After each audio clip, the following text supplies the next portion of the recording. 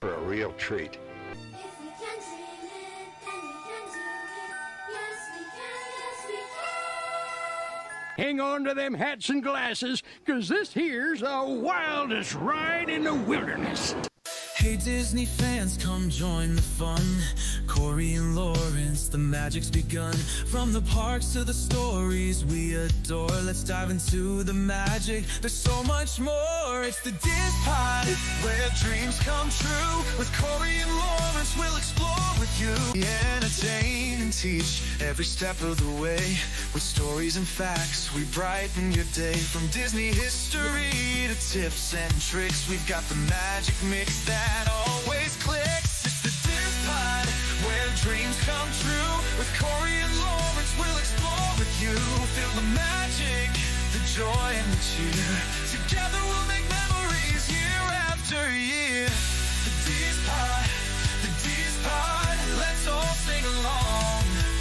With Corey and Lawrence, the magic's never gone. Bringing joy to your day in every way. In the DIZPod, where the magic's here to stay.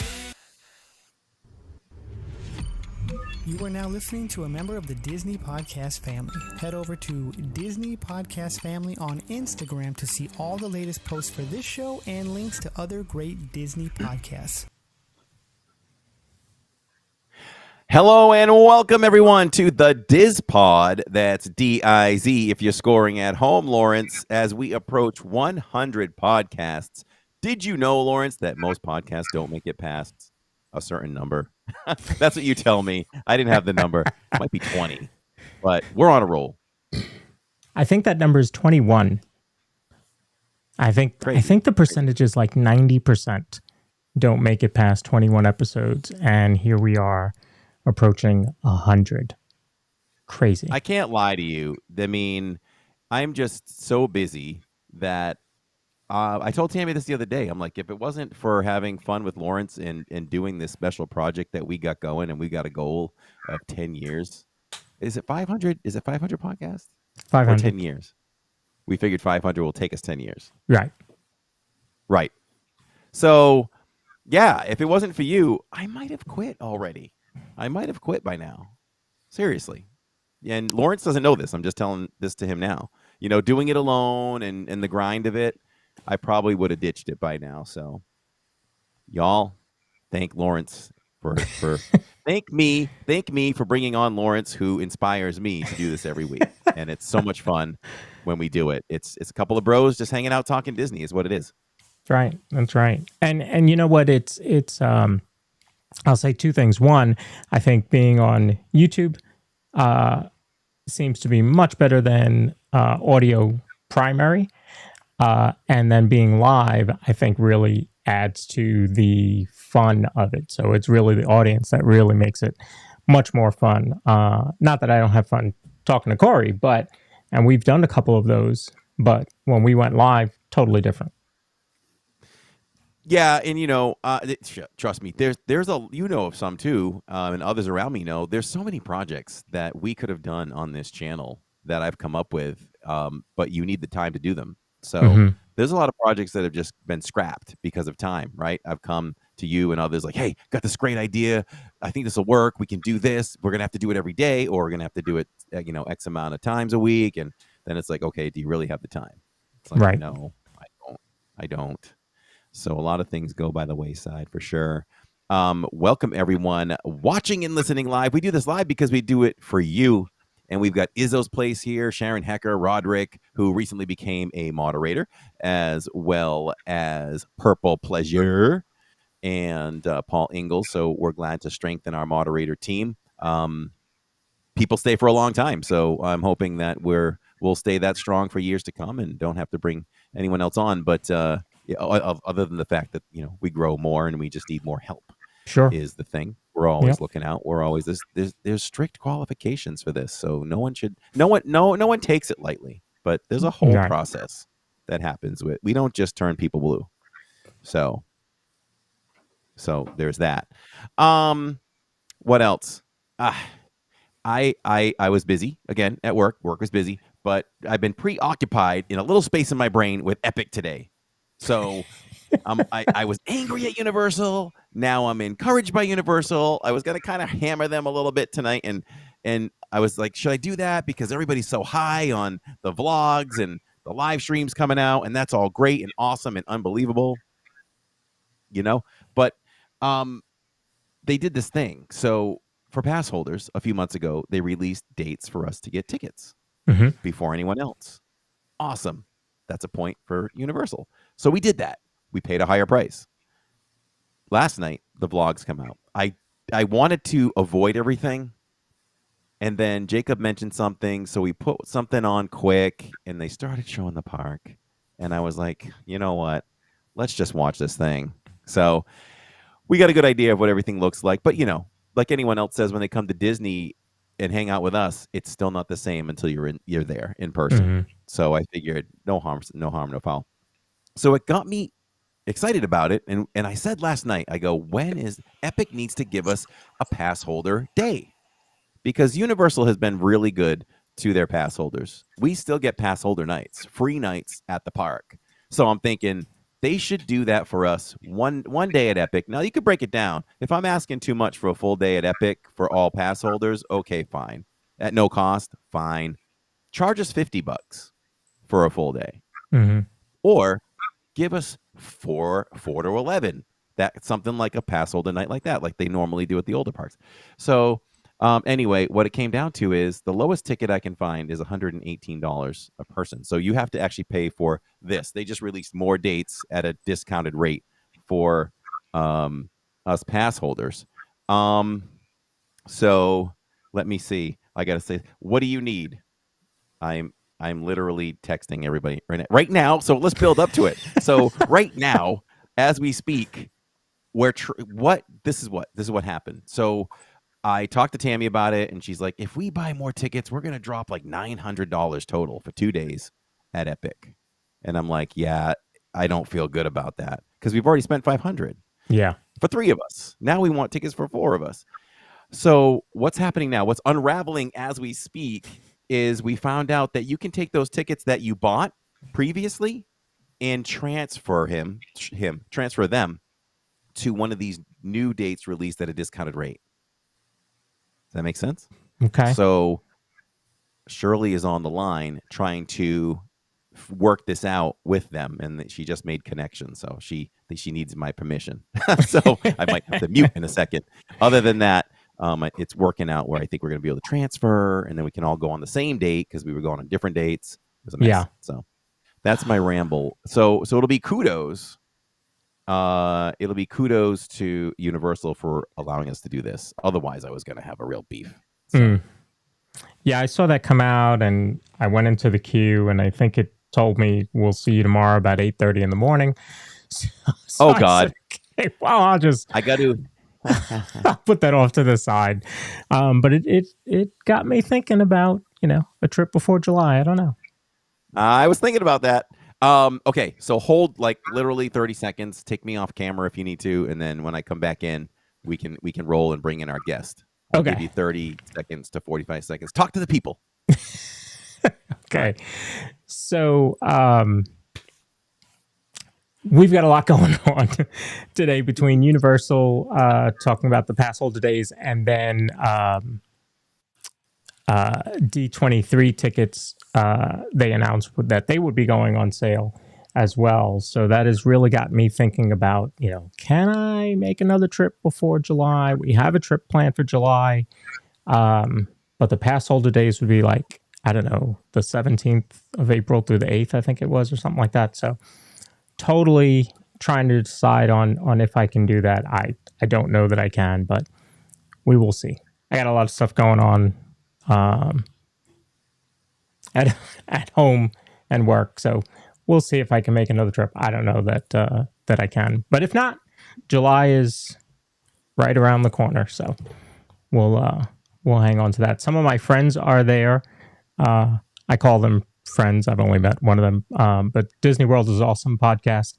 They're currently in the parks, hanging out, all of them together. So that's pretty cool. excuse me, if you don't know them, they're a great audio podcast.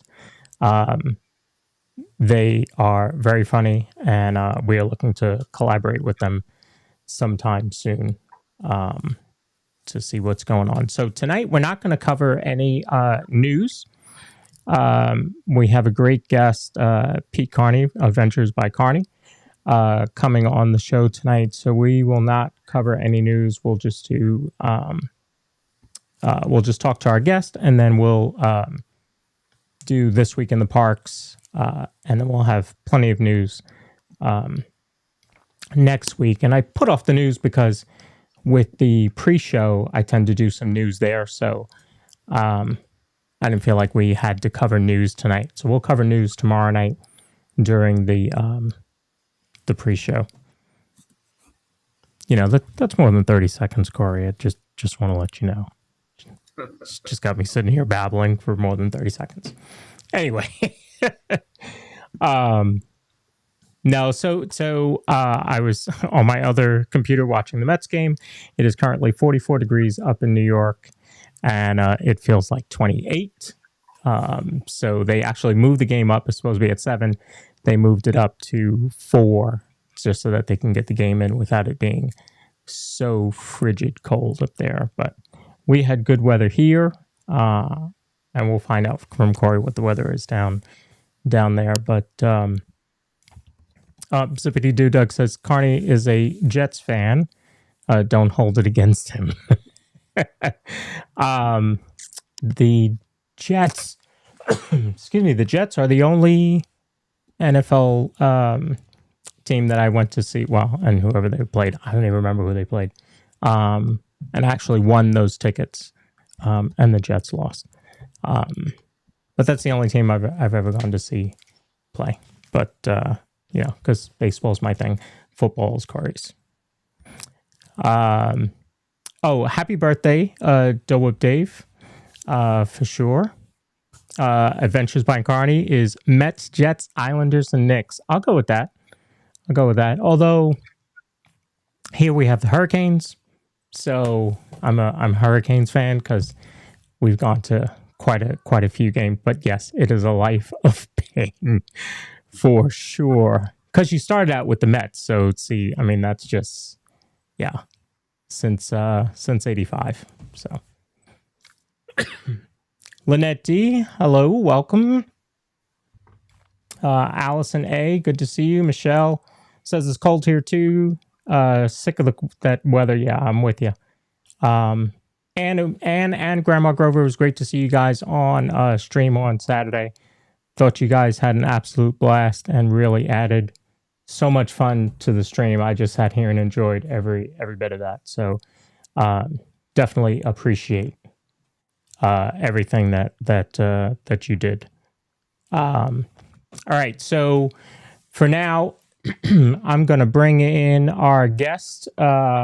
He is Pete Carney. You know him better as Adventures by Carney. And let me bring him in.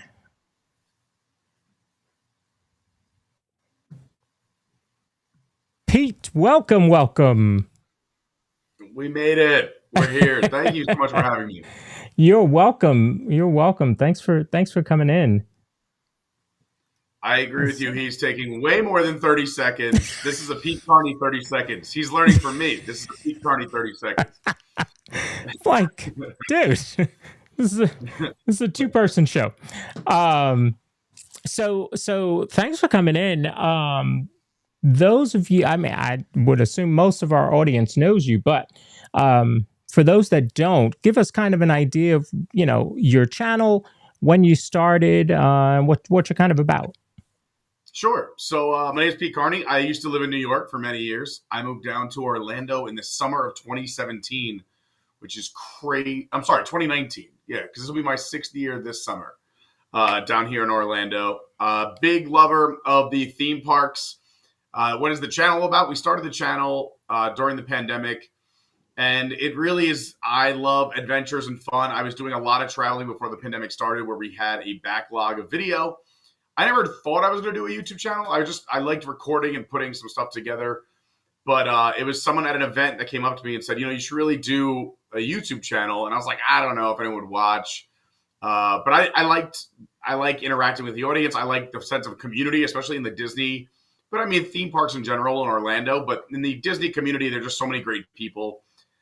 Speaking to a camera was never an issue. I grew up kind of on the stage. I was always doing acting or comedy or improv. So, and also I did radio and other broadcasts as well. Went to school for public speaking. So the channel just kind of happened naturally, and it's been an amazing gift. Like I said, I knew there was a community here, but the community that I've gained from the channel has been fantastic. And it's a little bit of everything. We're not just like Disney Carney, because I really do like mixing it up. I know I was just talking to you guys before we went on air. I was at the new Epic Universe yesterday. We go to SeaWorld. We've done Gatorland. I like all the fun pop-up attractions around Orlando. I still like traveling. It's not as extravagant lately, but I was up in New York this past weekend for 3 days, Friday, Saturday, Sunday. So it's still a very hectic, crazy life. And then all the other stuff that, my jobs and places take me all over the place. I do announcing and DJ work all over the place. I have offices in New York and Florida. So I'm all over the country, always doing fun events. And I just like taking everybody along. Nice. So where, what's the furthest away adventure you've done on your, that you've posted on your channel?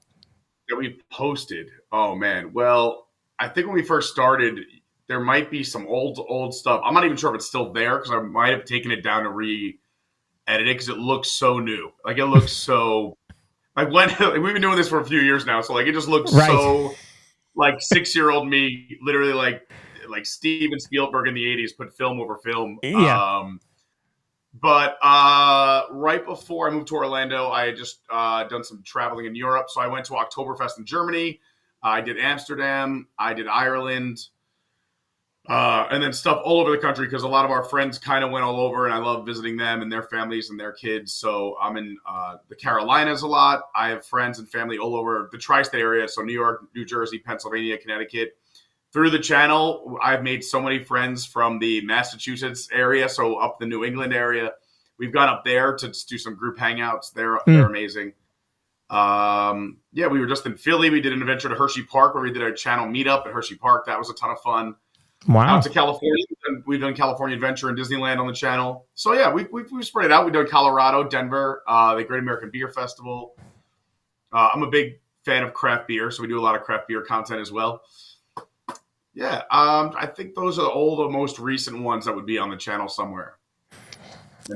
So how has your channel evolved? Like you said, you started out posting, and then somebody said make a YouTube channel, and you mentioned you start out those first videos.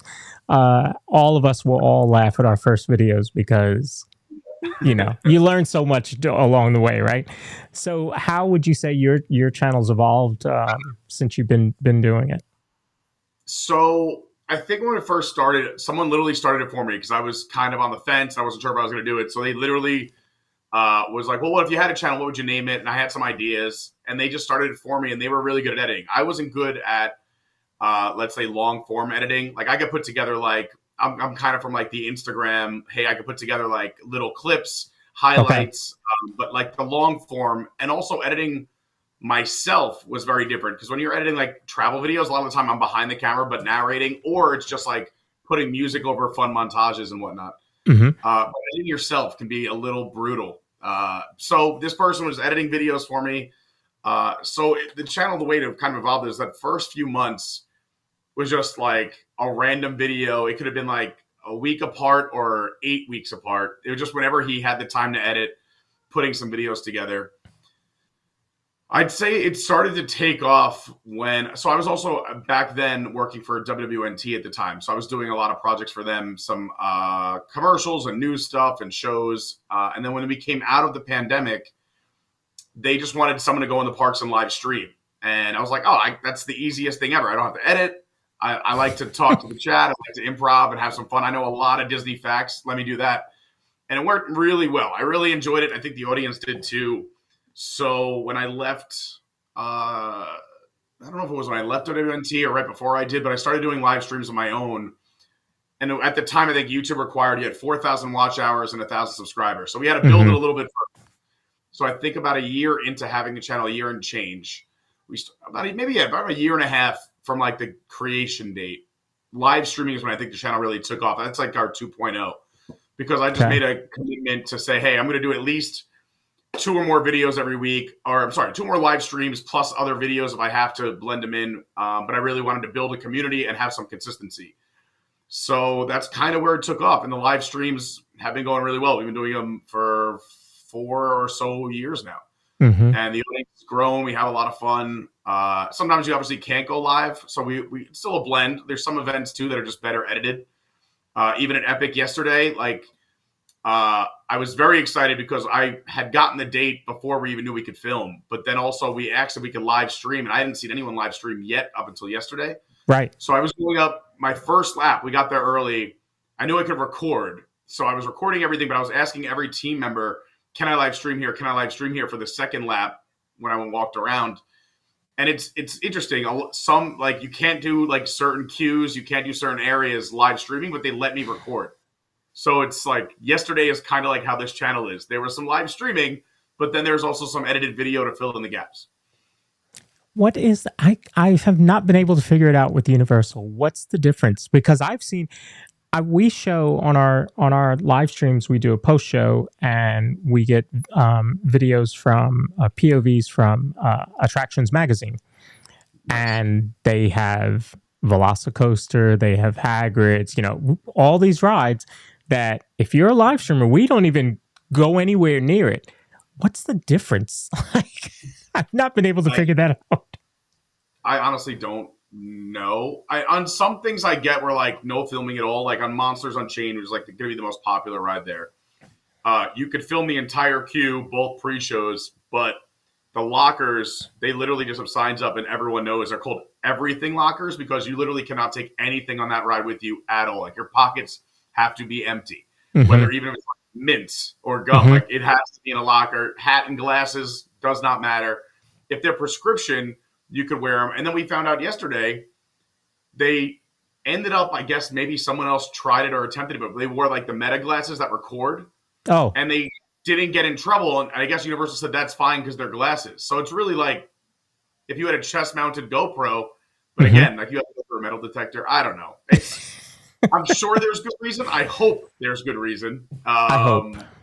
But I just wanted to follow the rules. I was just happy to be there. So I was like, I'll do whatever you say. I think that's another part of the evolution of the channel. I used to be more of a, I'd say like risk taker because it was like, what are you going to do? Like, but now that I'm like established here, I don't want to lose my AP to Universal or Disney. So yeah, Pete's got to follow the rules. So what was that you had? What was the weather like yesterday? Didn't you have some rough weather yesterday? Yeah, it was about 82 degrees and sunny. Yeah, so rough I'm weather. only wearing a hoodie now because my body has been through the ringer. I was working and live streaming like crazy last week. I worked a DJ gig till like, 1 a.m. last Thursday. Woke up Friday at 3:30 to catch the a 5 a.m. flight. Was in New York and going all day Friday, Saturday, Sunday. Caught the last flight on Sunday night. I think I got home around 1 something in the morning, and then it was wake up early and go to Epic Universe. So my body doesn't even know what temperature it is or what's happening. Like I was freezing 5 minutes ago. I'm sweating now, but it's nice here. Every day. Today was a little rainy this morning. Today was probably a high of 75, but yesterday was about 82 and pretty sunny. It was a nice day. Nice. So what was one thing that impressed you?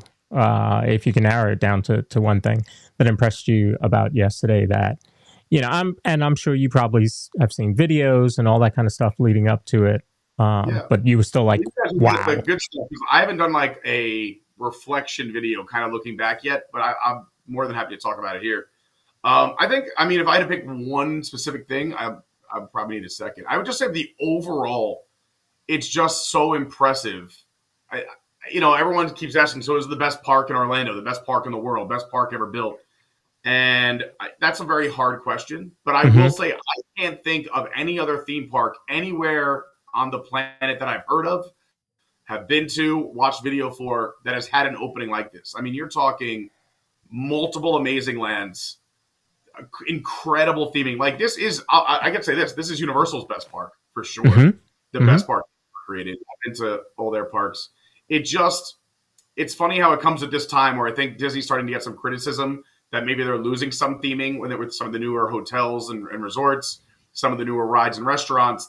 People think Disney's losing that theming, and I feel like Universal has done a complete 180 where like all the things we love about Disney and all their Disney like Streetmosphere, which hasn't really come back since the pandemic, and all the theming that we're kind of losing.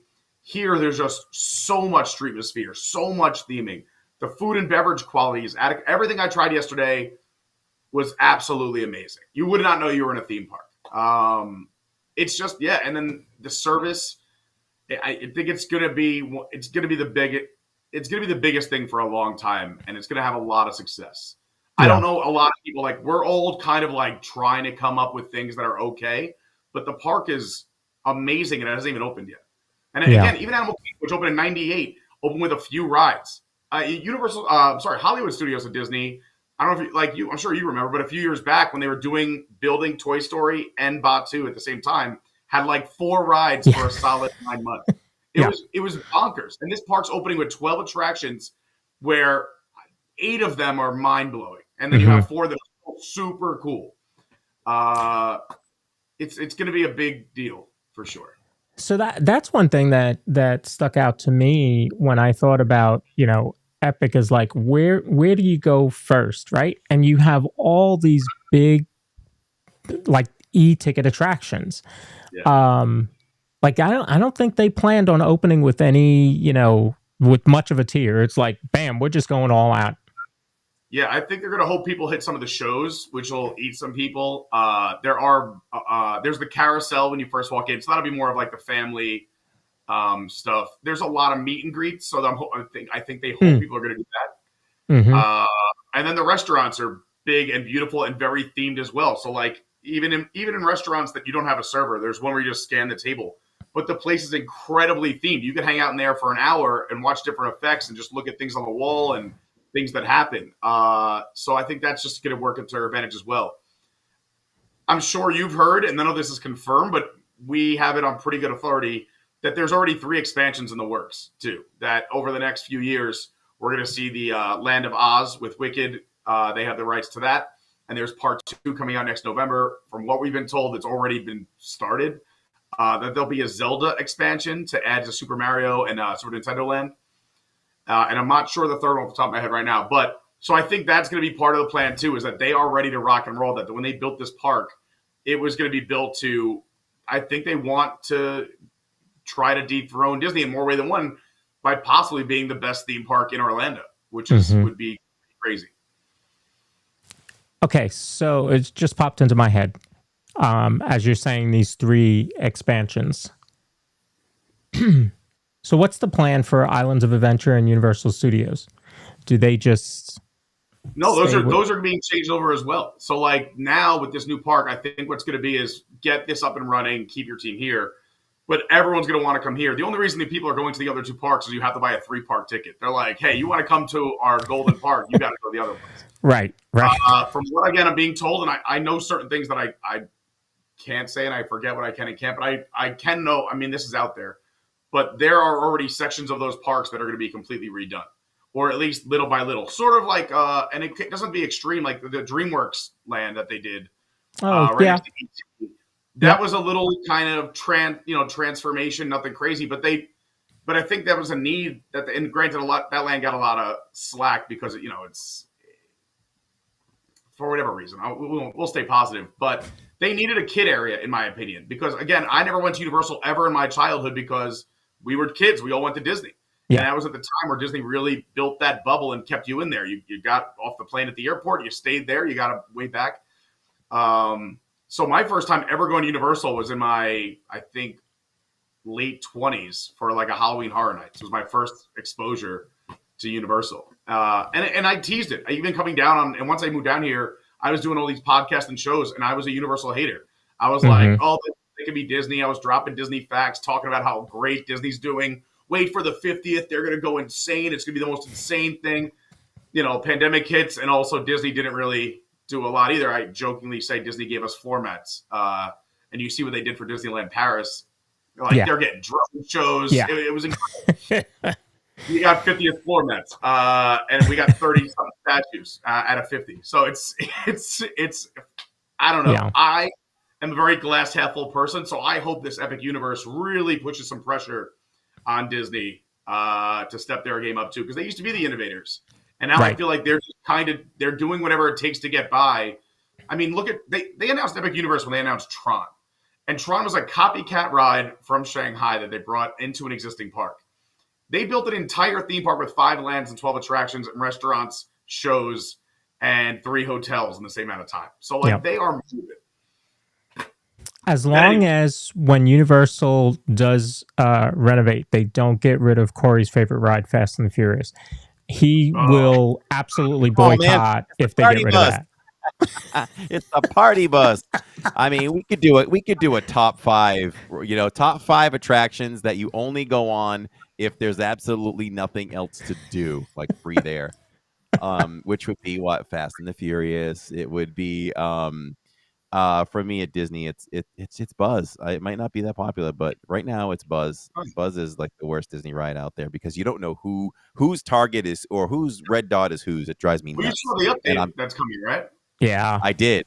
So I'm excited about that. But will it be enough? I'm not sure if it'll be enough. I was excited initially. You don't know whose target. You're going to have your own color target shooter site. You'll know which one is you, at least. They addressed your issue number 1. They heard what you said. Yes. Good. Because I always talk about that. Disney aside when I'm live now and then. I don't know if you do that, but I'm like, Disney, listen, we have to have a talk. This is what we need. Yeah. I've been pounding the desk for Buzz for a long time. And like you said, we like to keep it positive for sure. I love Disney so much. You love Disney, Lawrence. We all love Disney so much. You hate to say negative things. I try to say constructive things, So that's one I've been pounding the table about. But yeah, so going back a little bit, do you think, we do feel like we've been talking about this more often lately. We thought, would Disney feel the pressure of Epic? And I feel like we're starting to feel more like, no, I don't think they care that much. I think that they rest on the Disney name and they know that people are still going to come. But is that all driven by just that? Or is it also still driven by finances? Because they were in trouble for a bit. And I think they're okay now, right? They're much better. I haven't looked at the difference between movies are doing better. Movies are doing better lately. Well, the big pressure financially for them is when they bought Fox for $70 billion, they put so much debt on their books. So it was really hard to justify, hey, we're going to spend another X billion dollars on X, Y, and Z when we have to service the debt because we're paying so much interest every single payment. And I think to what you're saying is they addressed that as fast as they could. But I mean, the parks, we always say, this is what keeps the company afloat. Disney Plus loses money. The movies were losing money. Everything was losing money. The parks kept the company afloat. So you got to invest in what works. And I think that's why we saw that huge announcement from, Josh D'Amaro and Iger saying, we're going to invest all this money in the parks over the next 10 years. But now they're kind of walking that back, saying, hey, if there's tariffs, we might need more time. It might be a different version. And we all know what happens with Disney concept art. It starts to change a little bit. And then we all go, no. Yeah. Let's talk about that for a second, because it reminds me of something my son Jacob said yesterday. The concept art. Do they try to really wow us knowing that it's not going to be exactly that way? Or is that the true intention at first, and then as things start to be constructed, they start to scale back? It's a good question, right? Because he was even talking about the Disneyland concept art. He's like, come on, Dad, Pandora's not going to look like that. There's like water flowing in the background and all that. He's like, it's a neighborhood back there, So, I wonder, even when they did Toy Story Land, have you noticed, or did you know that if you're standing in line for Slinky Dog, all the drawings on the back wall, there's art there. There's pieces of the attraction. That is the real concept art. That roller coaster was supposed to have so many more special effects. I mean, Toy Story Land got tremendously budget cut. So, but you're totally right with that concept art. I think it's a mistake. Instead of trying to impress us, I mean, it's like the little theme park that cried wolf. You can only fool us so many times. So we're like, all right, this is great in, the land of your imagination, but what are we actually going to get? What is it going to look like? And then again, not to compare, because again, I really am a Disney guy at heart, but Universal, if you look at their concept art for Harry Potter and the Ministry, and then you look at the people's pictures and videos there, it is dead on. It is like, you walk in there, you literally can't help. I was editing myself today, and I hate the way I sound because I'm so close to the camera, but I walk in and I go, oh, wow. Like, I'm just verbally out loud keep saying things. I'm like, shut up. You're so annoying. Like, you can't help yourself because you're just in awe. Right. I saw the Ministry of Magic on YouTube yesterday, and I was the same way. I was like, oh my God, this looks just like the concept art. This is spot on. It doesn't even still look real. And I'm looking at the real thing. It doesn't feel real inside of it. And then as you're getting the facts, I'm with my team member friends, are like, oh, it took 65 tile layers, 8 months just to put the tile in. You're like, it's crazy. So, okay. So the next day that you're at Epic, what's the first ride you're doing? All right. So let's say I'm not with anyone else. It's just like me and I can pick anything. I'm probably going to do Stardust Racers first. It's the big coaster in Celestial Park. That's like a dueling coaster. So you start out, no spoil. It's not really a spoiler. It's a roller coaster. But what's really cool about that, and I've done a lot of dueling coasters, is you don't really see the other car for the first half of the ride, but it's super thrilling. You almost forget you're on a dueling coaster. And when you dupe me back up, it comes at each other so fast. It's like a whole separate thrill than excitement to see the people. Oh. And then you do barrel rolls facing each other. So like you're on top of them, they're on top of you. And then the ride, comes to its finale and conclusion. So it's just so thrilling. I think it would be fun to do that because I would want to try both sides. Everyone, and another reason why is everyone's going to run to Monsters Unchained. So because I'm not one that likes to wait in lines, I'll let them go enjoy for a little bit. I'll try both tracks on the coaster, and then I'll come do it. And you got to do that at night, I'm sure too. Oh, I got to do it at night too, of course. I haven't tried any rides at night because obviously here in Florida, the sun is still out right now. So the park closed yesterday at 7. Well, that's when you had to be in your last line. So we left around 8 something. Okay. Because we got stuck. Mario broke down for us. We were like the last people in the Mario line. And so we were there for a little, probably about 40 minutes in line. But that was our longest line of the day, so I'm not complaining. That's not bad, yeah. How do you think how many days would it take to do that park once it's open? The thing is, none of us, I think, know what the lines are going to actually be like because it's only been team members. And to their credit, they started these previews so early, so they're already, which I think is a big deal compared. We've seen this with like Frozen and other rides at Disney where they come in at the very last minute and then they're breaking down, once an hour and you have all this downtime. But with little downtime and how many people they're going to bring in, I would say you could probably do everything in 2 days. I would say you would need more than 1, and I think 3 would be if you are a super fan and you want to try like every dining experience, see every show, go on every ride maybe more than once, or do every meet and greet. 3 is safe, but you could definitely do it in 2. I would say. But yeah. Also, I'm someone who could do Disneyland in California in 2 days too. So I'll build a 2.5 when I'm out in California, but yeah, it's a beautiful park, and I think everyone's gonna wanna. There's so many things that suck you in, and you realize it's already an hour of the day is gone already, just from watching Streamosphere and one meet and greet that was super cool. It's time flies, man, and it's a new park. It's the new shiny object in Orlando. So yeah. Of the D23 announcements that we heard last year, what are you most excited about? 100% Monstropolis. I've been asking for this land forever. I just think it's so popular. So many guests wear the merch. So it's your fault. It's your fault we're losing Muppets 3D. No, but I was going to say, but I have been demanding it go in Launch Bay the entire time.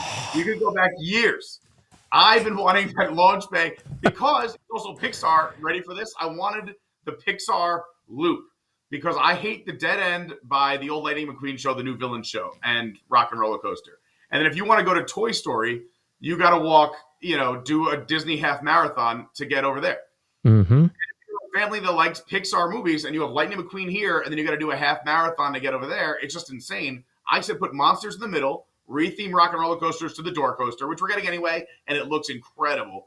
But and then if you look at a map, there's a little walkway they could have put right there to connect Launch Bay and the corner of Rock and Roller Coaster, and it would have saved people so many steps. So and it would be convenient. You could have all Pixar properties along that side of the park, and then Muppets can keep their Muppet Land. And they could have updated it, given us more. Granted, I don't think Muppets are going away. We're getting in a Rock and Roller Coaster. I'm pretty sure Muppet Vision 3D is going to go where the villain show is now, and that villain show is going to go to Magic Kingdom once that land opens. So I think we're just 100% with you. Yeah. Yep. Yeah, I keep nodding my head like a bobblehead doll. We're all on board with you on that. Yeah. We But speculated nobody before. wanted to stop me. That's not. I'm not taking that heat. Well, when nobody knew where Monsters Inc. was going to go, that's exactly what we talked about, right? Launch Bay would be perfect. Perfect. Size-wise, I don't know if it fits their plans, but, they could have they could have widened that area, and that whole back area could lead you right over to where, where maybe Muppets 3D goes and where the Rock and Roller Coaster is. You have that whole loop, like you said, back there. You could just expand it, and you could go out to Toy Story Land by the back way or the side, whatever. Yeah. So that would have been great. And you bring back Little Mermaid, or put that show somewhere else. Like that whole space, you could put another show space there. They could have demolished it, like you were saying. There's so much space there. It's crazy. Yeah, totally agree. And they could have done more over at Muppets, An unpopular opinion by me, maybe a little bit more before I realized it was Jim Henson's final project. For a long time, I had been calling for just a new Muppet film. We need something new. Like, we've seen it a million times. I know it's sentimental. I grew up as a Muppet kid too, but anyway, with that, they could really refresh that area. They could give Muppets more. I'm with you. I love that film, and I think you're right. I think there's so much nostalgia in it, and also because Jim Henson, passed away. It was his last project. They actually released it one day from his death. It was a year later on the day. That's when it opened. Oh, wow. Fun fact. But they did crazy stuff like that. I mean, they would never do this now, but Beauty and the Beast, the show, which has been running since 1991, I believe, opened at the park the same day it opened in theaters. So if you were in the park that day, you had no idea. You definitely didn't see the movie unless you came in the afternoon. But they put so much money into a stage show with just the premiere of a movie. They didn't know how it was going to do.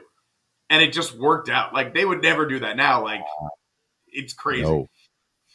Oh, wow. Wow. And I am not sick of Beauty. That's my favorite Disney animated movie. We just saw it on Saturday again. We usually, between Saturday streams that we do Hollywood, we alternate between Indiana Jones and Beauty and the Beast. And we saw Beauty and the Beast the other day. And I am not sick of it for one iota. I just love that show. It can stay.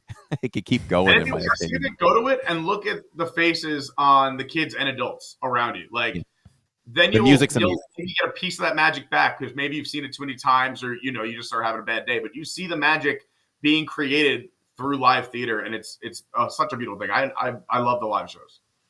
Yeah, absolutely. That's why I'm so pumped for Villains, that they have these live actors instead of like the Cars show I never really went to, because it's just the same show every 15 minutes on screens. I love the fact that we have live actors, and that's exciting. That's what Hollywood Studios used to be all about. How do you feel about the 40-minute length? That's what I was just going to say. And from maybe a personal standpoint and a streamer standpoint, because I have my view on that too. Yeah, 40 minutes as someone who does live streams in the park all the time is going to be a lot. But I'm happy they're putting backs on chairs. Honestly, I think if the show's good, I don't think it'll be that bad. One, it does keep people in there longer, so that means ride times will be shorter in the park too. As opposed to just like the 15-minute air conditioning cool off of the last version. But if you think about it, like Festival of the Lion King is a 30-minute show, end to end. Nemo is about 35 minutes end to end. So this is only a little bit longer than those. So if it's as good as those, I think they can get away with it.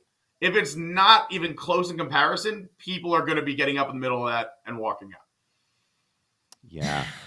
From a streamer standpoint, I'm like, well, it is a decent break you get, right? You can sit back, relax, cool off, let the show run, as long as the audience stays. Yes. Because one thing I've noticed, as much as we love, say, Muppets 3D, I usually lose about 20 viewers when I sit down to watch Muppets 3D. They come back eventually, but it drops. So there's definitely people that aren't because I have found the same thing. So I hold the glasses in front of the camera the entire time. So my arms are dying because I'm holding the gimbal and phone, and glasses, and I'm trying to line them up perfect where there's never like a bubble or blurred vision either. So Mhm. it's a half an hour arm workout for me when Yep. I'm in there. Yeah.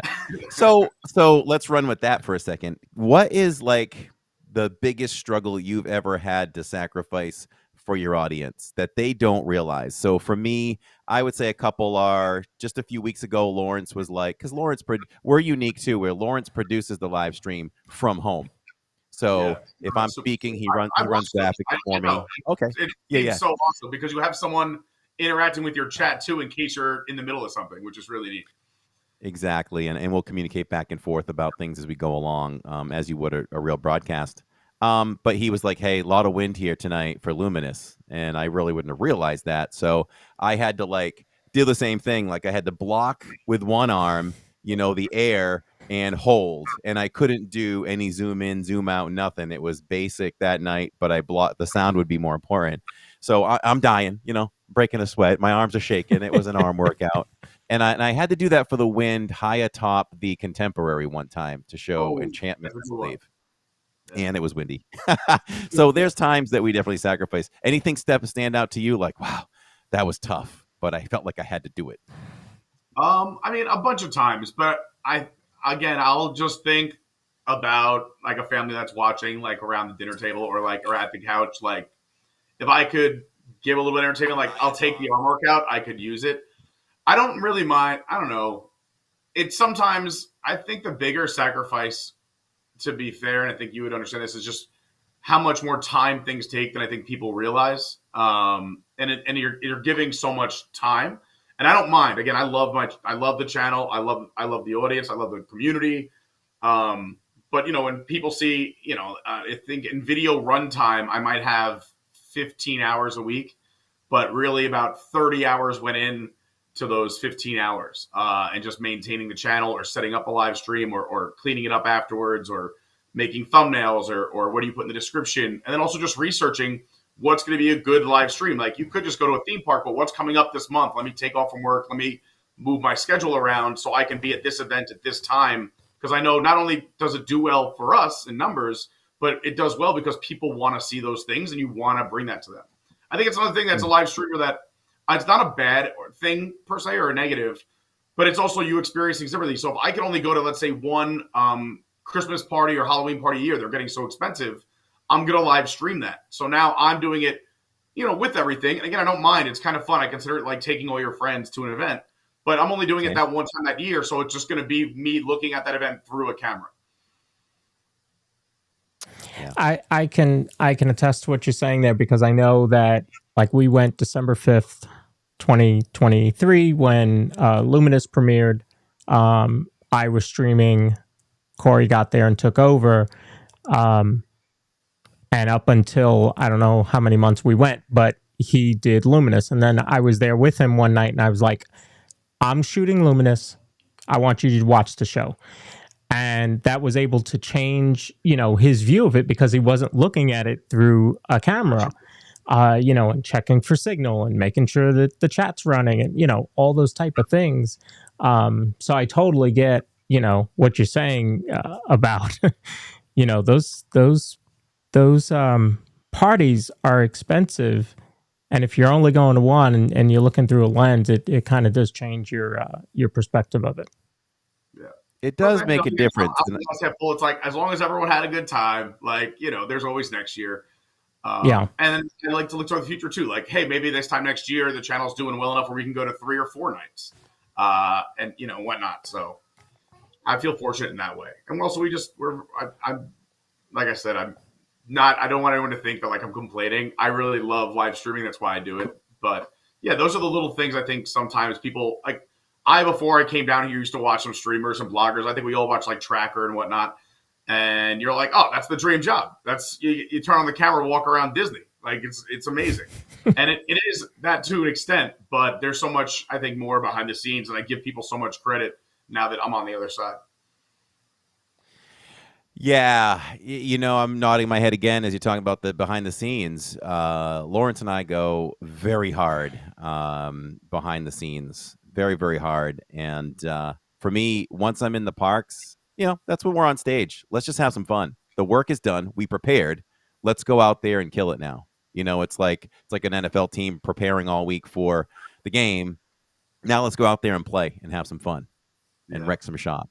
So the serious stuff happens many, many hours leading up to that. So I can appreciate that, and I appreciate you putting the work into, because who knows? We don't know what kind of work others put in. You don't know. And you guys, look at this beautiful production. I love this. This is so fancy and nice. I appreciate that. We've evolved for sure. Yeah, we appreciate that. I like your flag back there. That's pretty cool. It's fun. I mean, you can't really see it, but this was we built some lore with this banner. If you want a 10-second story, I thought it would be fun. I love we were talking earlier. I think it was backstage before we went on. Lauren texted me, "What's like your favorite park?" And I was like, "It's hard. I would say Epcot or Animal Kingdom because they're changing so often. And as a local, I like different stuff. But I love the live music. I don't even care who's playing at Epcot. I love just to go and sit to listen to live music."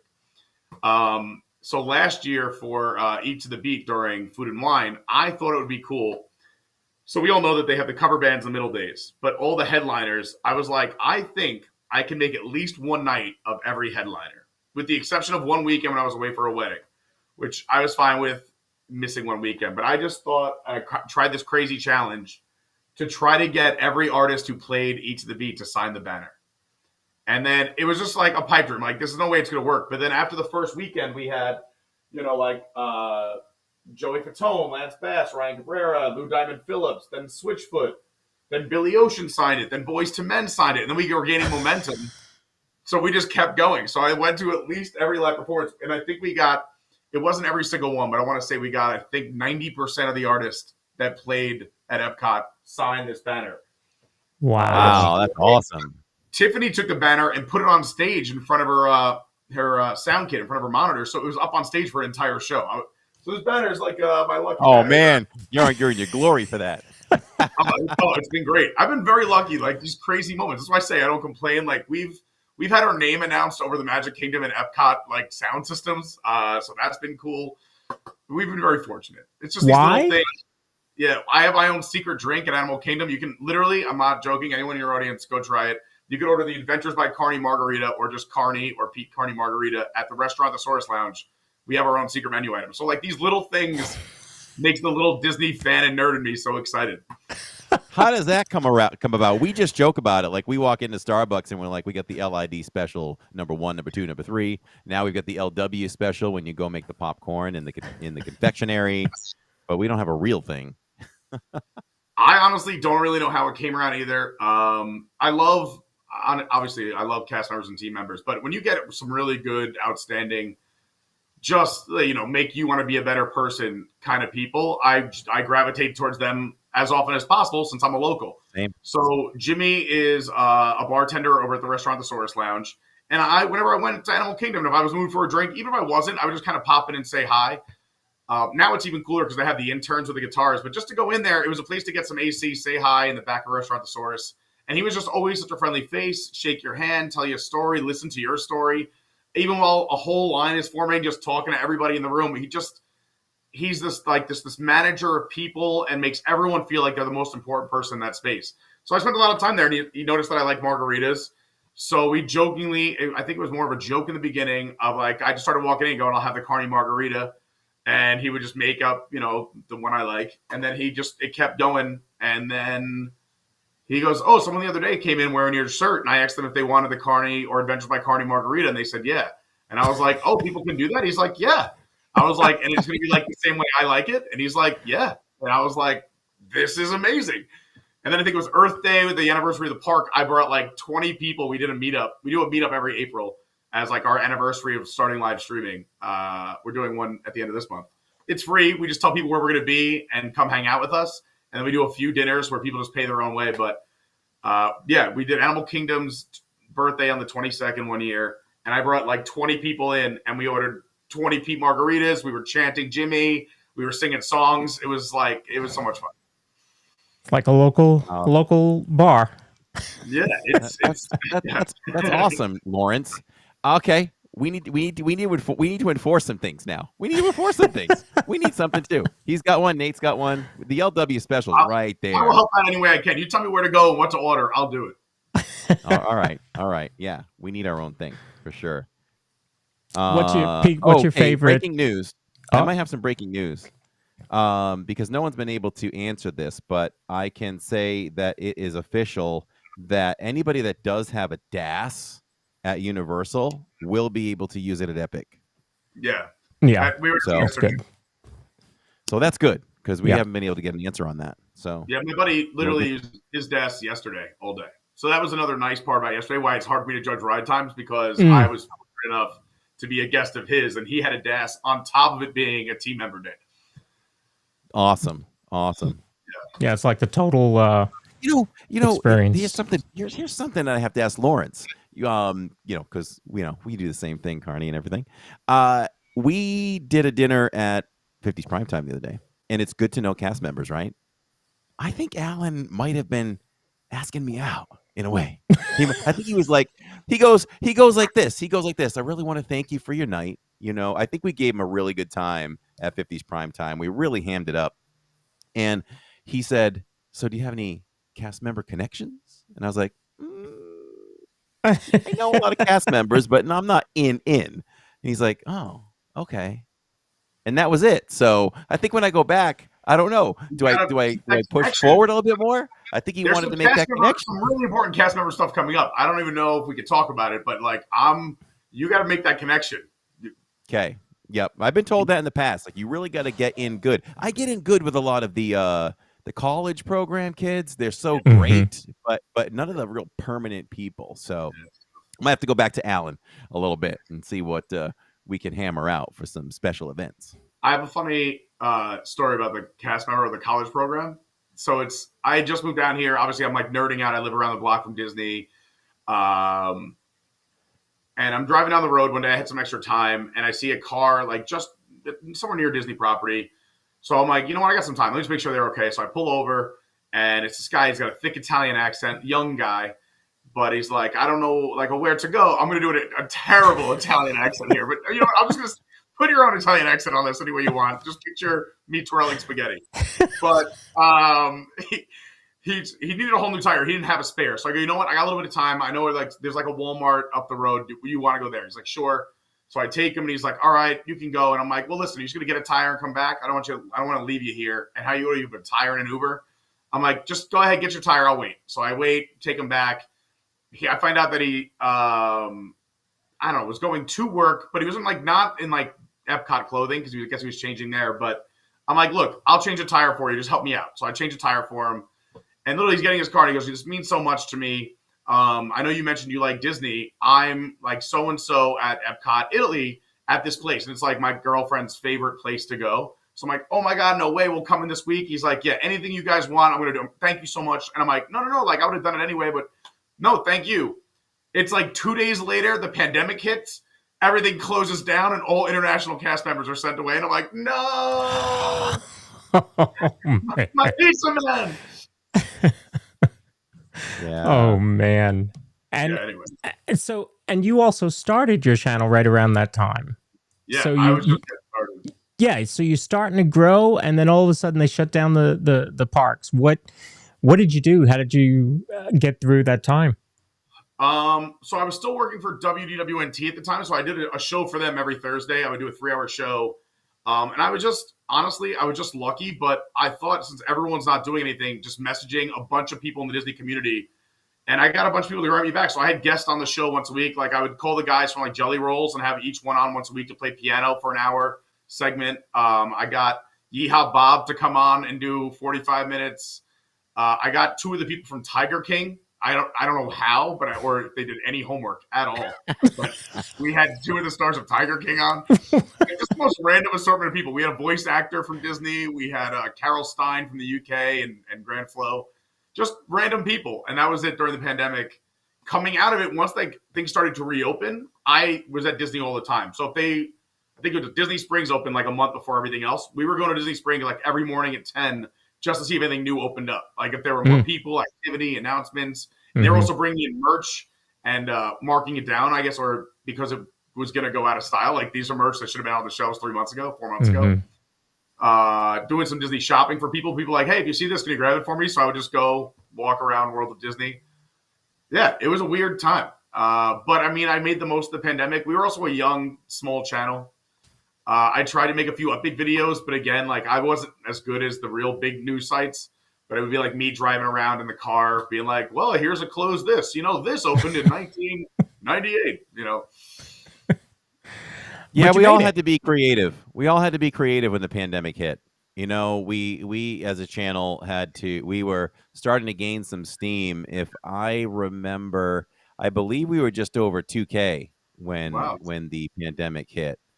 And that was a lot of blood, sweat, and tears to get to that point. And for all of a sudden, for our stage for content just going down, we had to all come up with things. And I've always complimented those channels who powered through that and came up with their own things. It was really amazing. I mean, we did a lot of stuff from home. We did Friday night cooking in the kitchen I love cooking that. with Diz or something. We did that. We tried to replicate Disney recipes, which was kind of comical because I am not a cook, or I'm not that much of a cook or whatever. So you get to see me fail a lot, but we had fun, Jillian and I. We did watch parties of Disney movies together. We did. This is something that's come full circle where I was like, how can I still try to bring some content? I would love it. What I didn't have was a lot of park content that I could kind of replay with our audience. So I reached out to bigger channels that had content, like Attractions Magazine was one of them. And I just said, "Hey, admirer of your library, would you mind if I did a weekly show where we took people around the world to the parks to show shows and use your content?" And they agreed. So the pandemic ends, we go back to the parks, didn't need it anymore. And Lawrence and I had this brainstorm a few months back, and hey, why don't we do a pre-show? Why don't we do a post-show? And I'm like, let me see if I can remake that contact. And I reached out to them again, and they released all their stuff. We have full rights to use any of their stuff anytime. So it kind of came in full circle. So that was nice coming back from the pandemic. And from the pandemic, I created our website, which I have great pride for. So I'm a busybody. I can't stop. So Good for you. I've been working on my website for, I think, since I started the channel. I mean, we have one, but it's thanks to the kind people who help me so much uh, because I am the uh-huh. worst. I give you so much credit. Thank you. Thank you. Yeah, I think it's pretty. One of my favorite things is when you scroll down, we have two, then they're already running. So we have the latest live stream running, the previous live stream already running, the latest blog running. So it's pretty neat. It's pretty neat. There's a lot of stuff in there. It's a pretty jam-packed website. I like it. It's good. And I really created it originally for advertisers. I'm like, if we ever get sponsors, that's another thing I can put in that sponsor package. Hey, you'll be featured 24 hours a day on our website. So Same for something us. else nobody was really doing. It's so nice to be able to do that. Yeah, for sure. So you mentioned your favorite park earlier. So you may have answered this question already, but if you could only visit one Disney park for the rest of your life, which one would it be? Oh, God. Right now, it would probably be Epcot because I know I'd get 4 festivals a year. I know that I would have a good selection of food no matter what for years to come. Also, Guardians is in there now too, so I got my thrill ride. I got Living with the Land, so I could literally live with and among the land. I think it's a fun park to spend forever in. Honestly, now that I think about it, I used to ask the same question. I would say, which you cannot leave the perimeter of just one country in the World Showcase, and you have to stay there for 30 days, 24 hours a day, 7 days a week, but you have the entire footprint of that country in the World Showcase. Which country would you pick and why? There's a lot of factors there. There's a lot of factors there. I mean, it's the food. I'm thinking, okay, initially, I just love the aesthetics of Germany so much, but I'm thinking that's too much sausage and pretzels. I'll get rid of that. 30 days of sauerkraut. From a health standpoint, I can't think I can go to Germany. I love Mexican food, but that showcase is just it's just so small. I probably would just probably Italy. I mean, you'll get fat with pasta too, but that's okay. I'd probably go Italy for me. I was thinking Italy, and then I kept walking around. I may have landed on Canada. Ooh. May have landed on Interesting. Canada. Yeah. You tell. You got great food, great drinks. I don't do the maple popcorn, but I say smell that it when right. I walk by. But meanwhile, Yeah, the you have Les Celliers, you got a beautiful waterfall, and it's a Yep. giant footprint because technically that area with the mill stage to the right, you have all of that. You have a way to the left with the Victoria Gardens. Yeah, you got a nice big footprint there. yeah. See, I was thinking about the entertainment. I'm like, I need one that has some entertainment or a ride. So we're not going to count Circle Vision. So you do have the stage, right? So at least you have the stage. You got good food. You have the that whole area back there with the garden and the waterfall. So yeah, I think I'm going to say Canada. You know what? I'm gonna do a take backsies. I think the UK would be good. It's big, it's beautiful. There's entertainment, and there's a little bit of variety of food there, and I can get fish and chips anytime I want. So I would go with that. I would go with that. Yeah, you get live entertainment both inside the pub and outside multiple times a week. It's a good one. Mm-hmm. Mm-hmm. And Excellent. yours was? I usually go with Mexico, although I swap for every time I ask someone this question. I'm like, those are some good points I never thought of. Mexico, for the same reason you guys are saying, I like that there's an indoor and outdoor area, so I don't have to be inside or outside. And there's a boat ride, which I feel like could be relaxing, even if I just closed my eyes and took a nap on it. You have La Cava, and then also it includes a festival booth every year, so you're going to get the different food.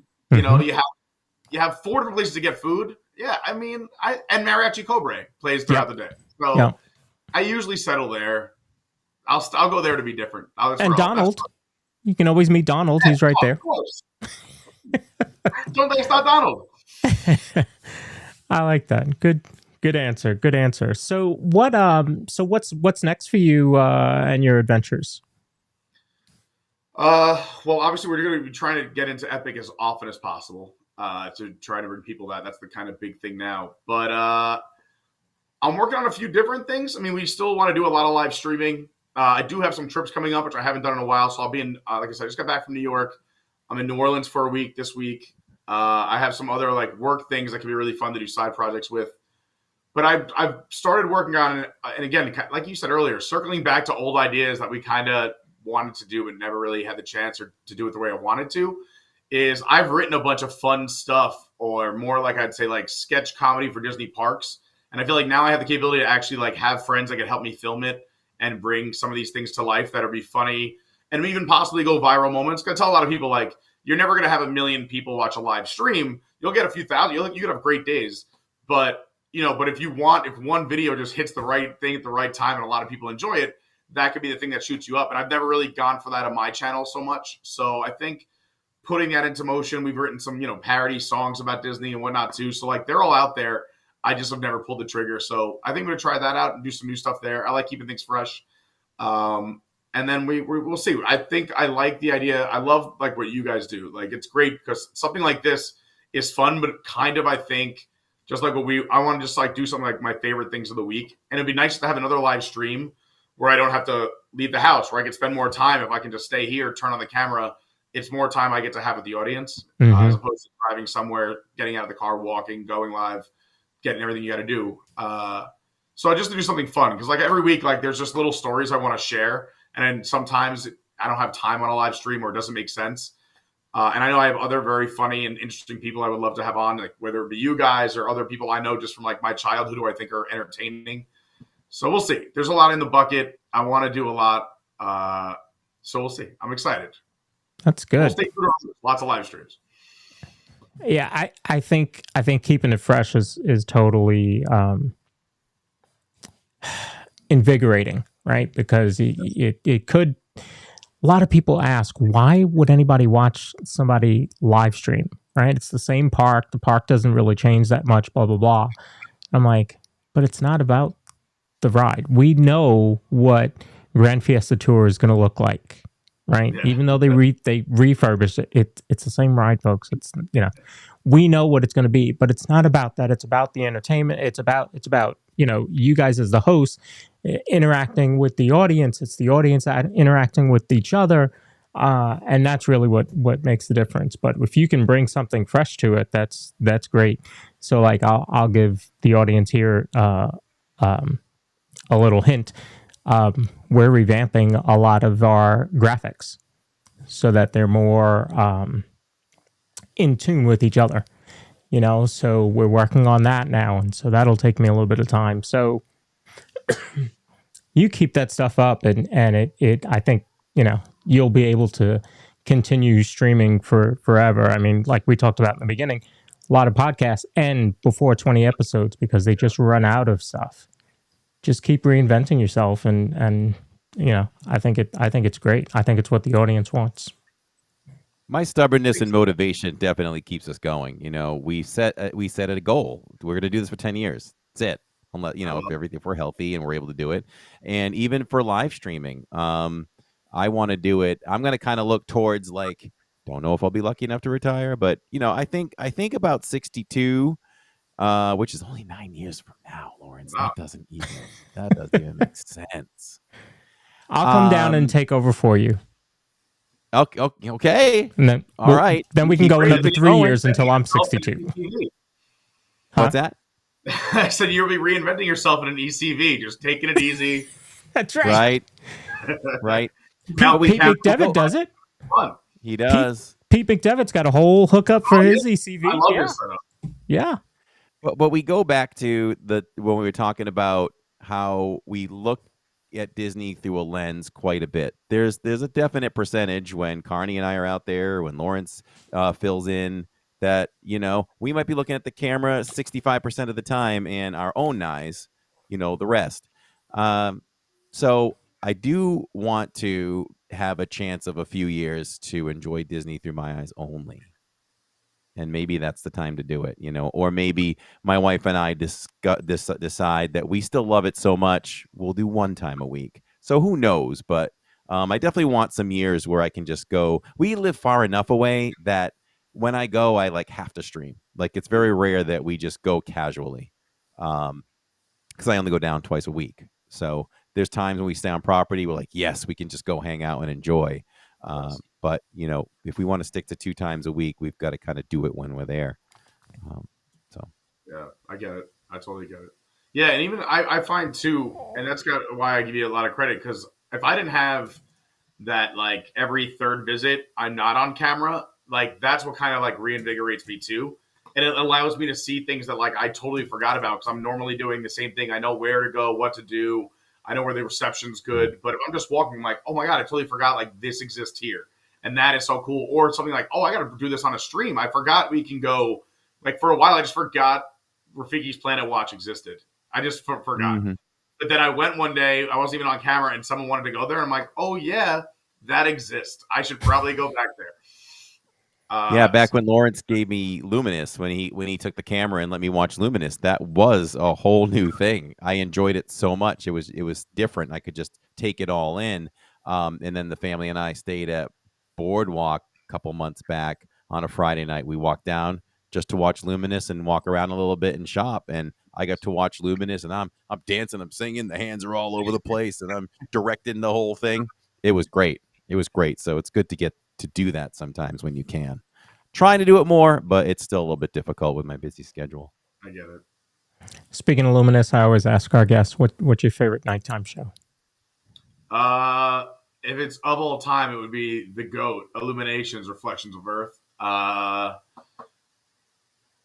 But, I mean, it's hard to say right now anything is better than Happily Ever After. It's as a guess.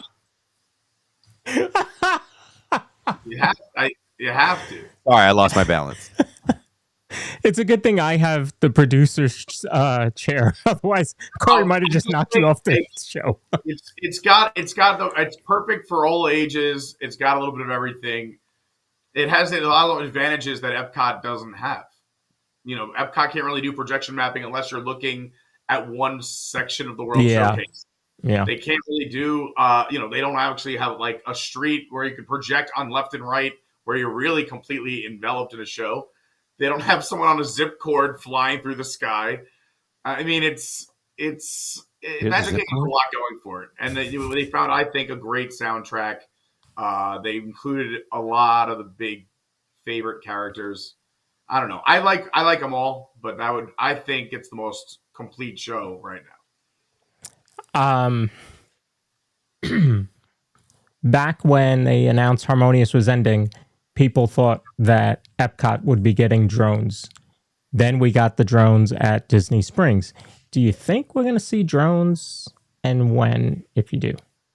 I thought we were going to see them in Animal Kingdom because they don't make any noise, and they could have just closed that bridge. The thing is, the drones can't fly over people, so if they do it at Epcot, they would have to have the bridge up or closed for the entire length of that show. And I think that's why I don't think we're going to see drones anytime soon in Epcot, because people leave during the fireworks. If you close one entire lane on one side of the World Showcase, I just think it's too big of a traffic jam.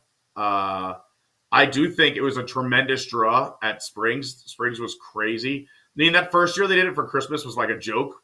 It looked like, someone's kids was flying some flashlights in the air. But this last run was incredible.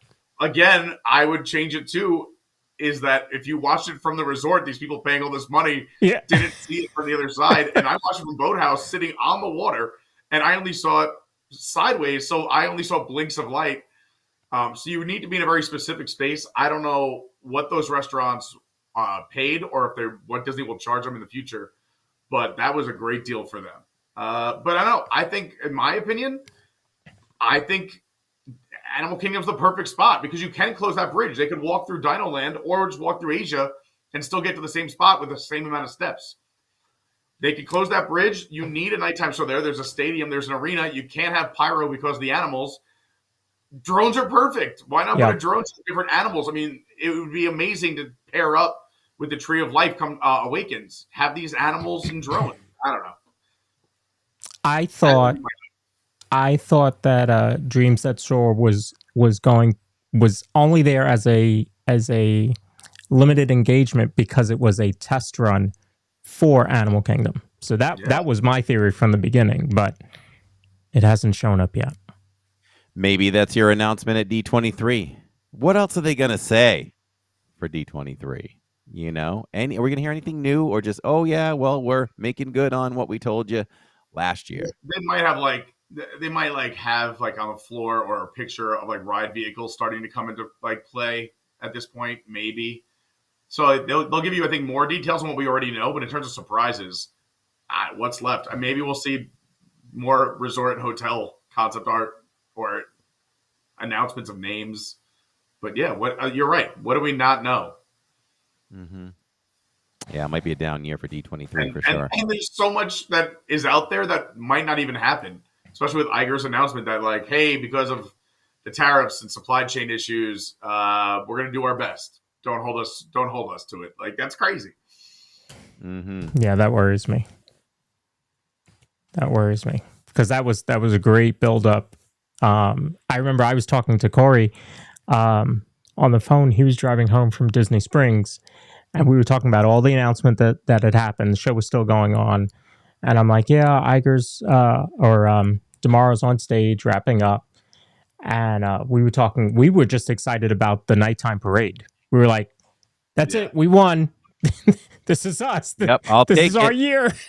I was like, "You don't have to say anything else. I'm good." Yeah. And then I'm sitting there, and Magic Mirror comes on and stops tomorrow, and I yelled at Cars wait, I think we got something else. Hold on. Something big coming through. And that was a huge announcement. So I don't know. Hopefully everything still goes on. But no, it's going to be a down year for D23 because this isn't the big one. So I think we're going to hear anything major. Going for us is Disney also cut a deal with the Central Florida Tourism Board, where they have to do a certain amount of millions or billions in work over the next 10 years as a deal they made with them when they settled. So I think that's the one thing we have going for us, is that there's at least a minimum they have to spend. So at least they can't put a project on hold for a year because of X, Y, and Z. Mm-hmm. Okay, good. That's point. True. So it has to get done. Yeah, it may not be, whatever they quoted, but it's definitely at least 80% of it. So it's still enough to build a lot of lands. Because they announced a lot. We're getting Cars, Villains, Tropical Americas, Monstropolis, the new coaster with the Muppet. Like, we have a lot in the works right now. Yeah. We do Yeah. a lot to be excited for Yeah, sure. Nighttime Flight's exciting. Little Mermaid's about to reopen. That's exciting. I mean, it's going to be a fun time to be a Disney fan, I think, and watch over the next, 10 years, because we're just going to be starting to hit with stuff year after year. We get the new lounges this year at Pirates of the Caribbean and Spaceship Earth too. I always forget about those. Yeah. What do you think about the what they did with the new DVC lounge in Magic Kingdom? And you can look in the windows. Yeah, I think it's great. Honestly, I always said I can't believe Disney still has a shooting range here, and it's such a use of space. Why not turn it into it? It was great. I mean, I'm not a DVC myself, but I know so many people that are, so I get to go in and hang out. But I'm happy. Anyone who pays extra should have perks. That's why, as like an annual pass holder, I believe like we should be getting certain perks. Not all of them, but like I'm happy for the DVC people. You pay dues. You paid a ton of money to join. Have your own space. It's beautiful. Do you think there should be a lounge for the annual pass holders, similar to how they have the store over at Universal? Yeah. Last year, they did one in Morocco for like a month or two, and that was great. Yeah. Fancy. I've always thought there needs to be one. We should have them in every park. I think so too. And I'm not DVC either, but I have DVC friends, and they deserve more than they get. I mean, they're investing a lot of money. For anybody that doesn't know, you pretty much invest, we'll say, a minimum of between $25,000 and $30,000 when you first get in. And from that's the bottom level of points. And I mean, from that, if you compare it to annual pass holder benefits, they really don't get much. Mm-hmm. They don't get anything else. We get the same discount as DVC. We just don't, we don't get a chance at some of the after hours events that come up. But besides that, and even those Moonlight Magic, a lot of DVC don't live locally. They're gonna have to build a vacation around that. And they have to fight for those nights. And can use nights like that because we'll actually show up. Like we want to go. When you were talking about the Universal stuff earlier, I was like, yeah, exactly. Preach. Yeah, Universal is really good. I feel Universal is really good to their pass holders. Disney does magnets, but you get a magnet or a button from Universal as well. They have a lounge year round for us. Exclusive pass holder merch, straight up pass holder merch. Disney doesn't do straight up pass holder merch. Yeah, it might have Orange Bird on it this month, this festival. Great pass holder, it says. But how about give us some? I am a Disney pass holder, and I want to wear that. Yeah, I want to show that. I don't want any characters on it. Just give it to me. It's such a lost opportunity. It is. They'll make more money. I don't understand that one. And then the other one is we used to have pass holder nights at Disney. We had that, and we were lucky to go to maybe 2 a year. And Universal still does it, and it's a fantastic time. We did it a few months back in low ride times. You're there from 4 to 11 or 4 to midnight, whatever it was. We had a great time. Special pass holder drinks. It was so much fun. Disney used to do that. They need to bring that back. Yeah. VIP ass holder days. They were amazing. Mm-hmm. Yeah. Brilliant marketing. Yes. Yep. Give us a little more. Exactly. Boy, this has been great, Pete. It's so good to sit down and talk with you. Definitely have to have you come back on. Maybe right after D23, we can do a D23 recap. Kind of get your take on that. Yeah, sounds good. Very cool. Very cool. So, excuse me. Where are you streaming next? I will be live tomorrow. Actually, that is a good question. I don't want to be wrong. Well, I'll be tomorrow somewhere at Disney, and Friday we'll be at Epcot for Flower and Garden, and I think Simple Plan is playing that night. We have reserved seating, so it'll be a fun time Friday night. But yeah, Wednesday and Friday this week. Nice. Tomorrow, very nice. For all of us. Very, very nice. I mentioned that you were going to be on, and my wife actually remembered where we met. Do you remember?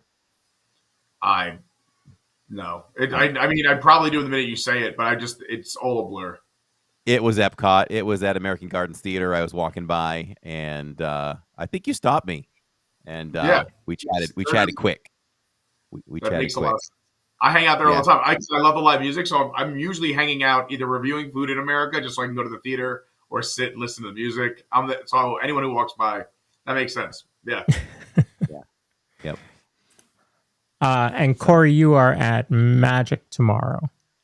We are at Magic Kingdom tomorrow. I have no idea. What's that? What time are you going live? Oh, about 6:45 to be safe is when I get out there. Lawrence might start the Make pre-show sure at I'll do it at a different 6:30. time. So I'll make sure I'm done before that, and then I'll tell everyone to go watch you. I love that. Hey. I don't mind that partnership at all. I like that. That's great.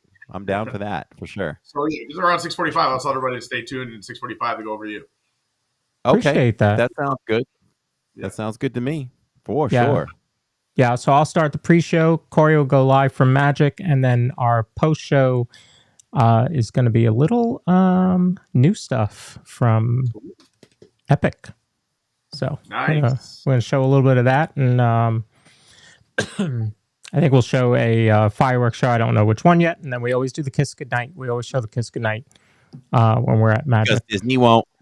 If they we won't do. do it, we'll do it. So Before we let him go, I wanted to mention I caught a little bit of your stream yesterday, and how did it feel to go live for 2.5 hours without a gimbal? Because I've done it. I have done it. I showed up. I showed up for a restaurant review at Enzo's, and we could have stopped. And I'm like, no, man, I'm determined as heck. And you know what? I held it pretty steady for however long we were live. It was hard, but I've always been complimented because we used to do things without a gimbal. We went a year doing vlogs without a gimbal, so I developed a pretty steady hand. But I wanted to ask you after watching last night, like, how was that for you? Painful. So painful. Like, of course, like I'm getting to live stream. Not a lot of people, if anyone has live stream from here, this would be great. The worst part is I had the gimbal in my pocket. And because I said I did that first lap doing everything first, so I had to lay the land for the live stream, in one of the locker exchanges, because we all put our stuff in one locker at a time, it must have been the piece that goes on the back of my phone that connects to the gimbal must have just popped off or stayed behind. And just in the hustle and bustle, didn't even notice until it was time to go live. Oh my gosh, I don't have it. Now my team member friend is getting, because it was team members only to do Ministry of Magic ride. So he was looking for his time. I said, perfect, I'll run to the car. He gave me the ticket and grabbed the piece. I brought it back up because, I was planning ahead. And then I get to the gate. I'm like, just to be safe, if I run out to the car to grab something out of the car and come back, and I come back in there, like, you have to be the team member. So I messaged him like, hey, how long do you think you're going to be? He's like, an hour at least. I'm like, so now I have a decision to make because I know we're leaving the park at a certain time. It's already like 5 o'clock or 4. It was like 4 at this point. So it was just, I guess, no gimbal is better than nothing at all. But it was just so painful because I wanted it to be, I was very excited to live stream yesterday. But we did the best we could. I still wanted it to be fun for everybody, but there was definitely frustration. Yeah. I've been there. I mean, there's times you question yourself so badly. I'm on the tram heading up to Magic, and I'm looking around, and I'd be like, I'll text my wife, I'll text Lawrence, I'll be like, I don't have the streaming phone. I just can't believe this. I don't have the streaming phone. It's like, okay, what can we do? All right, well, we'll go 1080. We'll use the iPhone, that kind of thing. I know what it's like. I've probably done a small handful of things where I just didn't have all my equipment. So I literally make a list now, and I go down the list and I check it 3 and 4 times before I leave because I just have to. Yeah, my streaming is very similar like the cell phone wallet keys, like walking out the door. It's now cell phone wallet keys. That's it.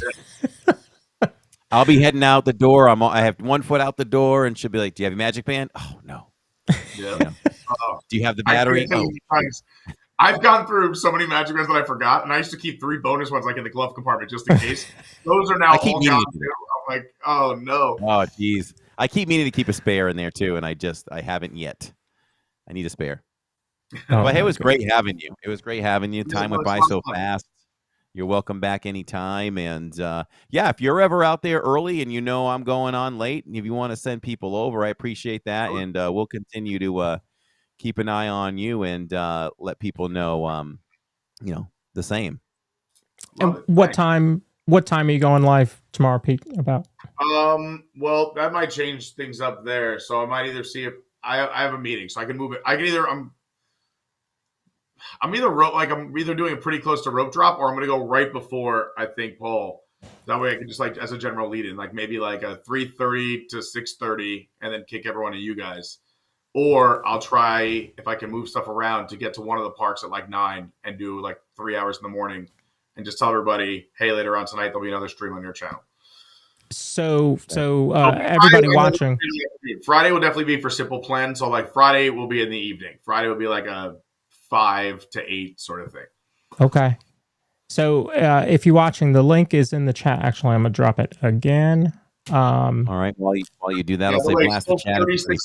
36 minutes remaining. There you he's go. still waiting. All right. We're gonna get there. First tickets everyone since 5 o'clock, and I have 36 minutes left. Just so you know, when we started the podcast, there are plenty of dates still left, so there should be something for you there. So I think you'll do okay with that. And sorry for having to ditch you all in the beginning. No disrespect. It was like they were on the phone. They needed my confirmation that I could give Shirley permission to take care of business for us. So they were able to take our tickets from May 25th, and now we've brought it to next Sunday. So we're going next Sunday. Plus, I added a ticket for my daughter. So nice. They worked miracles. So kudos to Universal. Let's just make sure we shout out Ann Gilnack, who dropped a $5 and a $10 super chat while we were live. Thank you so much, Ann. It was so great to spend time with you last week. Always amazed Diz. And she says, great DIZPod tonight. Great guests earlier. She said, we always get the great guests. So compliments to Carney. And we appreciate her. So make sure to subscribe to Pete. He'll be live tomorrow during the day, and then Friday night at Epcot for Flower and Garden and Simple Plan. That should be a lot of fun. I'm excited. Thanks again for having me, guys. This is awesome. Yeah, let's definitely do something again. Yeah, Sounds definitely. Great. Thanks. We'll talk to you soon. All right, take care. Bye-bye. Wow, that was cool. Yeah, you're having fun when time flies, right? Yeah, exactly. Our goal was an hour, and we're an hour and 40 in. So yeah. Hopefully, whoever listens to our podcast always listen to the end. That's great. Disney Daddy-O's here. He says this was a great interview. Thank you. You're so welcome. Thank you so much for being here. We appreciate all of you as much as you all appreciate us. That's for real. That's for real. Yeah. So your date is April 27th. Charlie saying, "All right, this is going to be good." April 27th. Now we've got to discuss what we do for content. I'm definitely bringing the Osmo. I'll go with a clean. I have from now. I can go with 2 clean. What do you call it? Memory cards. Which will give me quite a bit of content. And we'll get what we can. I'll just make sense of it, and we'll release some of that as we go. We'll do some food reviews and everything. Us seeing Epic for the first time. And I'll ask. We'll see. I expect 0% permission to record any kind of rides or anything, but we'll try. We'll do as much as we are allowed to do. It looks like the channels that have gone already have done all the cues, so we can certainly try to do all that. We'll do as much as we can, for sure. Good.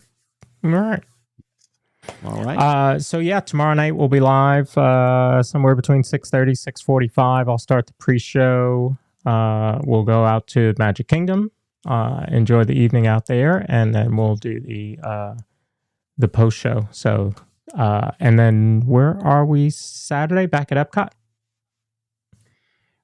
So I did an extended schedule here. I'll just spit it out. Always subject to change. It won't change this week. But we have got Magic tomorrow night, and on the 12th, which is Saturdays, we are at Epcot. It'll be Jacob's first time at Flower and Garden, so we'll try some more foods and enjoy everything that the park has to offer that we can. We haven't been on Soarin' in a while, so it'd be nice to get on Soarin'. We can always grab Ratatouille. It's nice to do the single rider line, and maybe grab that main meal at Regal Eagle again. It's just so good. It's so good and it's so easy. It's so good and so easy. Yeah. Next week, I'm slated for Hollywood Studios on Wednesday, and then I was putting in for Magic on the 19th. Oh, wait, the 27th is Epic, right? Okay, so we're okay. And then Magic. So think about it this way. Wednesday and Saturday, the next 2. Magic, Epcot, Hollywood, Magic is what we'll do. Okay. Eric, good to see you. Oh, you know what? You know what, too? Where this lines up to, where I'm looking ahead before we go. There's going to be a change the following week.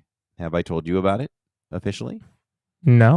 So we are going to be live on Wednesday and Friday night, a rare Friday night, because we're Yes. doing Lion King off Broadway at the Yeah. Walt Disney Theater on Saturday. So we are doing Friday instead of Saturday, but that is not till the 25th.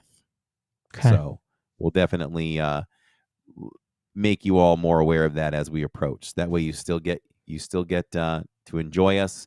We're just going to give you a Saturday off. It makes me a little sad still, but at least we're delivering that content for you one night before. And so I guess that weekend for us looks like I could change the park, but right now I'm slated for Magic on the 25th of Friday. 26th will be at Lion King, and then 27th will be at Epic. What a weekend. Yeah. And we get to go to bed early, but Epic doesn't open till 11. Oh, okay. So that's pretty good. You know, Yeah. you still get to sleep in and get yourself there. I'm going to be pumped and excited and nervous. Like, I want to be pulling up at, like, I don't even know, 9:30, 9:45. I want to be there. So it's going to be Court exciting. Marie, you're checking your points and you're actually gaining points tonight. I don't know how that's working because we're not using Streamlabs, but congratulations. There's a monster in the machine, Lawrence. There's a monster in the machine. I will quickly say hello to leading from the front, which is my bro, one of my bros. Oh, yes. Or bro of mine. He's a Yeah. blood bro, and he's listening on the way home. So that's good. Tina Marie, good to see you. Thanks for checking in. Appreciate it. All right, have we said it all and done it all? Or Yeah, another great episode. Love having great guests, especially from the community. It's just so much fun, and Pete's a great guy. There's Pete's and Corey's. Pete's and Corey's are popular names in right? in the Disney live stream community. Right? Let's talk about our sponsor quick before we head out. If you're looking for a home that offers the perfect blend of luxury, comfort, and convenience with Disney World in your backyard, Victor Naraki is a licensed realtor with Vision Home Real Estate LLC. And he's here to help you find the home of your dreams. With over 15 years of experience in the Disney area home market and a proven track record of success, Victor is the perfect partner to guide you through every step of the home buying process. So why wait? Visit celebratingflorida.com today to learn more about Victor's exclusive range of properties and schedule a viewing with Victor. Your dream home is just a click away, and you can watch Victor most Sundays right here on this channel. We simulcast his broadcast from his channel at Victor Naraki. Go over and subscribe if you enjoy. You know, if you're just kicking around on Sunday and you want to relax and watch some home tours, it's a really good stream. It's fun to watch and look and dream and hope, and maybe you're serious about it too. So Yeah. definitely help Victor out and do that. And I believe he's going to be off for the next couple weekends because of the holiday. But if he is streaming on a Sunday and I can stream it or simulcast it, I will certainly do that. But this Sunday, we actually have a Relive in Diz in the can for 2:00 Eastern Standard Time. And that is going to be the return to the parks after the pandemic. And so you are at Animal Kingdom for the first park back. So take a look at that, how it was returning to the parks after being closed for 4 months. And the reason why we did Animal Kingdom, you think, why would you return to the parks after 4 months? Not to diss Animal Kingdom, but why would you choose Animal Kingdom of all 4 parks when you're returning for the first time in 4 months? It was because park passes went so fast. Yeah. Only Animal Kingdom was available. Yeah. We were worried about, are we ever going to get into Magic Kingdom again? You know, what's going on here? This is tough. Yeah. But so, yeah, we're glad to continue the Relive in Diz. It is the replay. Learn and watch how we evolve to what we are now. Yeah. Absolutely. All right. Thank you all for being here. This has been great. Check out Adventures by Carney tomorrow during the day, and then Friday from Epcot at Simple Plan. And as Corey and I said, we will definitely have him back on. That was a lot of fun. Absolutely. All right, everyone. We thank you so much for watching live. We thank you so much for watching or listening at your convenience as well after we're done recording the live on iHeartRadio, Spotify, and Amazon. It's a good thing. Yep. So we appreciate that. So have a wonderful night for everyone watching live. We really appreciate all of you. We love all of you. We'll see you tomorrow night at Magic Kingdom, 6:30, 6:45 p.m. Eastern Time. Watch for that time. Lawrence will kick it off with the pre-show. I'll take y'all around Magical Kingdom. We'll have some fun. Do I go for the salmon again? Maybe. Somebody's Maybe. hooked. Someone's hooked. It's like the popcorn, maybe. I know. Or we go ahead and we go to Pecos and get that protein bowl. That would be good too. Mm-hmm. And if my brother's still listening, he'll be proud about that. So maybe we'll mix it up and do the protein bowl this time. We'll see. All and it's good to have options. Yes, and we need to work on a real thing, like a real sandwich or something or drink. Yes. Drink. We need an LID. Pete's got a drink. Something. Yeah, we need an LID something. Yes. We have to work on this. We have to figure out where to attack. All right, sounds good. For now, everyone, we're just a couple of bros talking Disney. Have a good night. Good night, everybody.